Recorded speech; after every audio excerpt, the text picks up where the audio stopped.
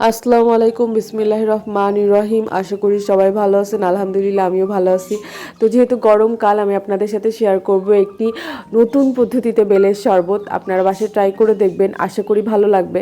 তো প্রথমেই আমি একটি পাকা মিষ্টি বেল নিয়ে নিয়েছি। আপনারা অবশ্যই ট্রাই করবেন মিষ্টি বেল নেওয়ার জন্য। যদি এটা বোঝা যায় না, তবু ট্রাই করবেন পাকা বেল নেওয়ার জন্য।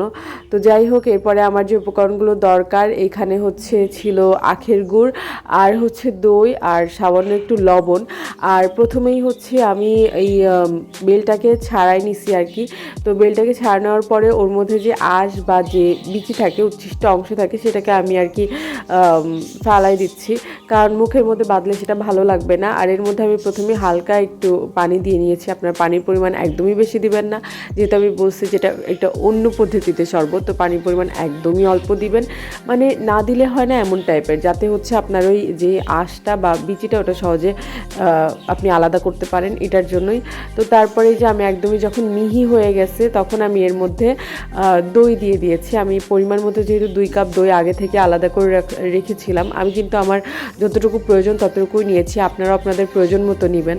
তো তারপরে আমি এর মধ্যে যে আখের গুড়টা রেখেছিলাম সেটা দিয়ে দিব। আপনারা চাইলে এখানে খেজুর গুড় বা চিনি ব্যবহার করতে পারেন, যেহেতু আমার কাছে এটা অ্যাভেলেবেল ছিল। তো এর জন্যই আমি গুড়টা ইউজ করছি, আখের গুড়টা ইউজ করছি। তারপরে এর মধ্যে আপনি 1 চিমটি পরিমাণ লবণ অ্যাড করবেন, সামান্য পরিমাণ।